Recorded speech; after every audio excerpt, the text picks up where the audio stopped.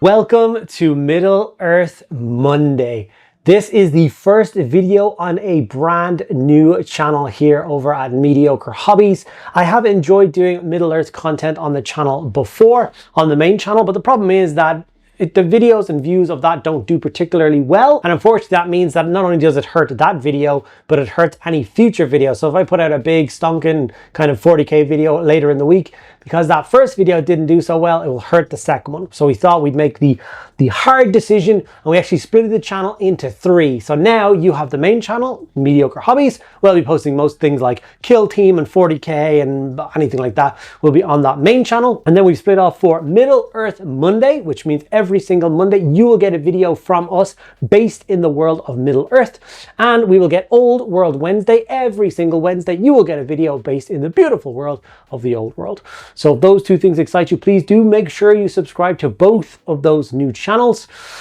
But that's enough of that. Let's concentrate on why we are here, and that is, of course, the Middle Earth Monday. And I thought, what better place to start than one of my favorite locations inside of Middle Earth? I'm sure a favorite location of many other people out there, and that is the Shire. I have created this for you guys. This is, of course, a Hobbit hole, and we use the parts and components that is sold by Games Workshop, plus a stack of foam and a few other creative bits and pieces to make this. And in today's video, I'm going to show you step by step how I went from some foam and a few blocks of resin to this awesome Hobbit hole. So without further ado, let's dive in and check it out. So this is the set you get from Games Workshop, the Hobbit-hole terrain set. As you can see, it's quite a small box because you don't actually get very much inside of it, but you do get all you need in order to make the Hobbit hole. So I bought this in May 2019. I actually bought 3 of them at the same time. It was literally as these sets were released. I was so excited that I picked one up. I even started another one previously, but it didn't go particularly well. And at some stage, I might try and either finish that one off, or I might harvest the parts back out of it and start again. So the first thing I did is remove the gates and any of the extra sprue bits from these parts. You do get 2 of these window sections. You get 2 different versions of chimneys. And you get kind of the front facade of the building, which is double-sided. So if you do get 2 of these, the 2 fronts can look fairly different. I love this side. It's obviously the most detailed, and it looks really, really cool. So I'm going to go with this one for this particular kit. I also laser cut out a kind of a base for it. I wanted a kind of a solid structure to put the model on. And I thought this was the best way to do it. So I think it's like 8 inches across or something like that, a round disc that I just laser cut out of MDF. And the only foam that I had in my house was one that a recent machine arrived in, a 3D printer arrived with some of this kind of packing foam. It's not the kind of dense stuff that you would normally do for one of these projects, so that's a little bit unfortunate, but I'll make it work. It's a little bit softer than I would have liked, so we'll have to try and harden it up later on with some PVA glue and stuff like that. So I went in with my hobby knife and I very carefully cleaned up any of the extra gates or any of the kind of mold lines or any extra resin that was left behind in the casting process in any of the nooks and crannies or wood grain or anything like that. I then traced out the kind of the bit of foam that I needed from the foam using the base itself. And then I roughly cut it out. I used a hobby saw for this. I know it's kind of a weird thing, but the hobby saw went through it like butter. So it was kind of an okay choice to do. And I took my time and made sure to cut this out kind of as carefully as possible. Now, obviously this was not the desired height that I wanted to. So what I ended up doing in the end was repeating this process and giving myself 2 of these kind of half circles worth of foam that I could then glue together, stack on top of each other, and then I could kind of start building the Hobbit hole into this surface. Originally, I started using hot glue. Not really that versed in this kind of foam work, so Laura quickly stepped in and gave out to me for using hot glue as it melts the foam, which it did. It just, the glue sank into the foam, but it had enough grip to hold the 2 parts together. But she kind of said that it wasn't useful for attaching the foam to the wooden board at the bottom. I should use PVA glue on that, so I did heed her warning. I did use PVA glue one more time, and that was to attach the facade into the kind of cutout section of foam that I did for it in the front. So I thought this would have more hold. I basically applied the glue to the resin. It's not going to melt the resin, not that much anyway, I hope. And like I said, I cut out the surface area that this is going to go into. I pressed it in very carefully. and held it there while the kind of glue cooled, and it held it in place. After that, I applied a nice coat of PVA glue, spread it around nice and thin, and then obviously I put some heavy weights on top of this, and I left it for about an hour. I went away and had lunch. I wanted to make sure that this was securely stuck down, which it is now. So from this point on, it's now time to kind of shape and mold the hill to try and make it look more hill-like. This kind of looks like a really bizarre front to a warehouse at the moment. So like I said, I'm going to go back to that hobby saw. We don't need to be like super smooth with these cuts. All we're trying to do is shape it. And obviously the hobby saw goes through it very nicely and starts to give us that kind of a regular shape that the Hobbit holes are. It would actually be kind of cool if I got like 3 of these Hobbit hole sets and I did like a board edge piece. So imagine 3 Hobbit holes built into one large hill that go like down the edge of one table side. If you're going to have a Hobbiton board, that would be a really nice way of not taking up too much space, but adding a lot more kind of depth and kind of interestingness to the board. So that's something I may do in the future. That sounds kind of cool to me. I literally just came up with that there as I was talking. So maybe, you never know. I then positioned the other sections of resin into the foam, and I super glued those in face. That's what we moved on to, super glue. Obviously that's not melting the foam. I did do a test. It doesn't. I scored the ever-loving hell out of the resin sections so they were nice and rough on the underside, and so their kind of super glue had something to hold on to, and then I stuck them into place. I then used some filler, just some like DIY filler, stuff that doesn't crack if you can find that. I put a blob of it on in front of where the door is, and I wet my finger, and then I kind of pushed it around and manipulated it until it was about the kind of right area that I was looking for. And basically what I'm trying to do here is I want to give kind of a cobblestone effect. So I grabbed my cobblestone roller, or my flagstone roller, and I just ran this across the filler, making sure that the tool itself was quite wet so it didn't stick to it. And this gave us a really nice kind of stone effect out the front door of the Hobbit hole. It doesn't matter about the edges of it because we're going to build that up with kind of texture paste later on. So some of the cobblestones are going to be visible and the rest are going to be all kind of hidden away, which is kind of good. While I had the filler out, I did then proceed to give the foam a nice coat of the entire thing with filler and left that alone to dry again. So it will go nice and hard and solid. I'll protect the foam a little bit. Obviously, when you go to the painting side of things, you don't want, you know, the foam absorbing paint after paint after paint, which could happen. I think this was a good solid choice. When it was all fully dry and rock solid, I decided that I was going to add some little kind of picket fences, not picket fences, but little fences into the front garden of this Hobbit hole, just to break it up a little bit. So I just used toothpicks for this, not toothpicks, matchsticks, sorry. Matchsticks from like an art supply store, so they don't actually have the fiery tip on the end, it's just the stick part. I just used super glue, and yeah, I broke the pieces to length. I just started gluing them in. I skewered into the foam with like the end sections, and then obviously I cut the poles to half height because obviously it would be like 8-foot fences for a hobbit, which is not what you need. So what do they got in there, King Kong? I thought in mind of what the kind of area would be like. Now, I personally want to use these buildings in the Scourging of the Shire, the Scouring of the Shire later on. So I want these front gardens to be kind of playable, defendable areas. So I'm not going to put too much else in there. Some foliage and stuff will go in later on, but we'll get to that. Okay, I gave the thing a solid coat of black, a really nice heavy coat of black. Once again, to add as an extra layer of protection and to help set the foam and kind of give everything a nice base coat. And then I went over with a light gray kind of spritzing of spray, if you will. Just add a little bit of brightness to it. And then we started the applying of paints. And we went for contrast paints for some of the base coats. This didn't work out the best in some areas. For some reason, the resin was still super thirsty, even though it had been washed and it had been sealed and it had been sprayed. For some reason, I was still applying contrast and it was just disappearing into the resin, which is super annoying. So I went over with a couple of coats until I finally got some sort of purchase and some sort of hold. It was very irritating and an annoying time, but we persevered, we got through it, and we have something kind of like this. I decided to go through the kind of red brick style. I used Gorgon Fur actually for that as a base coat, which seemed to work out well. Agarose Dunes for some of the kind of, I don't know, softer wall sections and the kind of frames of the windows. And then I wanted to have a red door, and all the shingles that you can see are red, which is obviously the window sill on the window just to the left. And then obviously the 2 small kind of bay windows which come out from the Hobbit hole at the back. We're going to do the roofs of those in red as well. a quick coat of a dark brown, sorry, grey paint on all those cobblestones or flagstones out the front.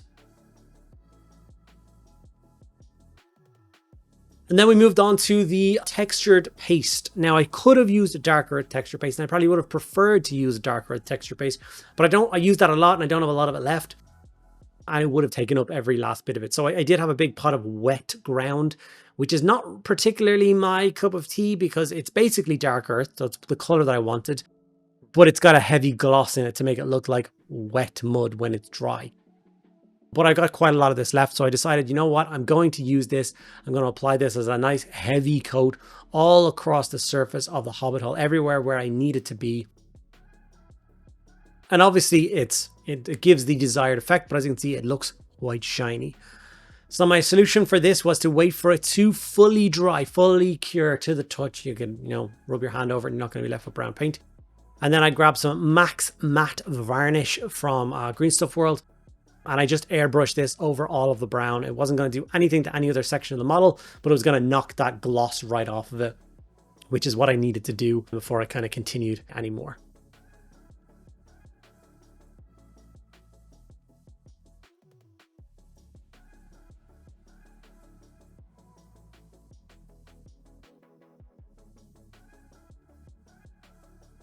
I had also forgotten that I did throw an Agrax Earthshade over the flagstones on the front to darken them down. So that way I can go through with this dry brush stage, which is just a mid-tone and a highlight of a gray. So like a medium gray and a light gray. And I just dry brush those over the stones until I got the desired kind of gray rock look. And the reason I did the texture stones first is because I'm going to now go over and dry brush all of the ground. First with a kind of an orange color. I actually use Riser Rust for this. It's a really nice kind of browny orange color, and it really does suit like a rich earthy color tone. And obviously as I'm dry brushing this, I'm actually going to lightly dry brush over all of the cobblestones with that as well, because cobblestones are not going to be clean. Hobbits trod on them all day long, coming in and out of the garden with their Wellingtons and boots and all that kind of stuff. So, wait, what? Fool of a took. So they're going to be a little bit dirty, so a dry brush of orange works a treat. And I also decided to go for it with dry brushing all of the dark wood that I had on the Hobbit hole with the same kind of orangey color and with the same bone color that I'm going to use in a minute. This is the bone color, just to use Shapty bone or whatever bone color you have to hand. And I dry brush this once again over all the soil and then over all of the rocks and once again over all of that wood texture that we have in the front of it. It's going to brighten it all up, make it look really nice, going to make all those kind of wood grains jump off the model, and it looks really cool, looks really natural. The red brick was something that was kind of baffling to me. Like I said, I eventually figured out to use Gore-Grunter Fur as the base coat, and then I did just find some two thin coats, kind of a mid-tone and a highlight of a kind of a darker orange color. And I decided to go for it with that. And luckily for me, it did actually work a treat. And I think it does give the look of some of that old kind of style red brick chimneys, and part of the front facade has kind of bricks in it as well. So I must write that down, because when I do more Hobbit holes, I'll probably want them to match. And I've definitely forgotten what that is. So I need to definitely write that down, or it's just going to be a nightmare in the future. But as you can see, it looks really nice, and it's adding a nice little bit of vibrancy to it. And I know it still looks like a very, very brown miniature, but that's okay. We're going to be adding so much foliage and green and grass to it that it's not going to look very brown at all towards the end. So don't be worrying about that. Most of this brown, in fact 95% of the kind of brown surface of the ground will be covered with grass, but the grass itself is quite transparent. Like if you just had like a white piece of paper and you put some green flock on it, it would scream white. So we need to have that nice rich brown underneath it before we throw the flock on, so that it kind of looks correct. I went in with a mid-tone and a highlight of the red, and I highlighted all of those red shingles and of course the big beautiful red door that is set into the front of this piece. I love the colorful doors you do get across these models. Obviously I'm just going to continue doing that with kind of like a yellow one and a blue one and all sorts of other colors when I do some more Hobbit holes in the very near future. I then threw some kind of mottled white into all of the kind of glass screens that are in all the windows. Like I said, not being careful, it's quite a rough job. And I'm actually just kind of stippling it in. I don't want it to look like really like solid. And then I'm just going in with a yellow contrasting, this is Imperial Fist yellow contrast, and painting it over those paints to make it look like it's nice and warm and homely inside, and that nice rich glow is coming from, you know, the hearth of the house or some candles or whatever. Now it's time for the fun bit, which is all the kind of different flocks and grasses and all that kind of bits and pieces. So obviously with hobbits, you can choose to do a whole bunch of things. You could have a little vegetable patch in the front garden if you wanted to, or anything like that. I decided to put a little row of nice colorful flowers. I decided to go with orange, my favorite color. I just put a few kind of bouquets of these along the wall. Nice natural things. And then I decided to go for some kind of thicker green ones to kind of act as like shrubs or bushes going around the inside of the fences. And I didn't want to go too crazy kind of after that. So what I did is I started to then fill in the rest with flock. So I just add a small amount of PVA glue, and then I use a brush to kind of manipulate that kind of pile and put it into kind of correct areas in between all the plants and flowers and stuff, which is where I'm going to kind of want it to be. Nice thin coat is all you need. You don't need big thick blobs. It just takes forever to dry. So make it nice and thin. So this is the example plot that I'm given. And as you can see, I'm just going to sprinkle this on with my brush, my fingers. Just a little pinch of it and then sprinkle it on. And this is obviously going to just transform the entire look of it from that whole thing of it being a completely brown miniature to suddenly being so full of life. So you can already see that patch of grass looks kind of white. That's the white PVA glue underneath. That's what I was talking about earlier, about it being very kind of translucent and see-through. And when that dries, the whiteness goes away and the brown that's underneath it is what shows through and makes it look really cool and really nice. So we get rid of the excess flock. And this is giving you an example of what the front garden patch will look like, or at least half of it. And you can see that it just springs to life and immediately gives that kind of nice Shire vibe. So I continued on the same process, but of course on a much larger scale across a hell of a lot more of the miniature. And yeah, it looks really cool. I'm really pleased with it. And like I said, I've got 2 more of these somewhere. One is already built into a kit that I intend on, like I said, either fixing or tearing out and starting again. And then another full one somewhere else that I honestly don't know where that is. Maybe I gave it away to someone. Who knows? When the roof was kind of filled in with all the flock, that's when I went back in with some of those kind of shrubs and brighter flowers, or not flowers, but more kind of growth. I didn't want it to just look like, you know, an AstroTurf pitch on the roof. So I thought adding in 2 other variations of flock onto that was kind of all I needed to really make it pop. And that will be the finishing touches to the Hobbit-hole. And I must say, I'm super pleased with the result of this little thing. It's such a nice little piece. I thoroughly enjoyed the entire process of getting it done. I hope you guys very much enjoyed it too. And I hope you're looking forward to all of the awesome videos that Middle-earth Monday will be providing from here on out. Okay guys, and there we have it, our glorious Hobbit-hole all finished and all ready to be used in games of Middle-earth.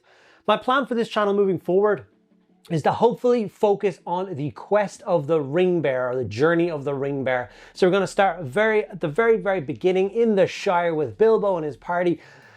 All of that, and then lead obviously all the way through the journey to Rivendell, and from Rivendell to the Mines of Moria, and the Mines of Moria to Amon Hen, and then so on and so forth. Picking out all those key locations as we go through this journey and painting up all the characters and figures that are required to play through all those scenarios as we go. It will be a mix of both the books and the movies. If you're unaware, the Quest for the Ringbearer actual supplement from Games Workshop, in each scenario it has a list of participants, and it has the participants for both if you're doing the book scenario or the movie scenario, which I think is fantastic. I'm going to hopefully be going through all of them. So if you're excited to see this kind of a journey with us, do make sure you subscribe and you're enjoying the channel. Like I said, we'll be putting out a Middle-earth Monday video every single Monday, so please do make sure you tune in next week. Thank you guys so much for sticking around and enjoying the first video from Middle-earth Monday. I'll see you next week.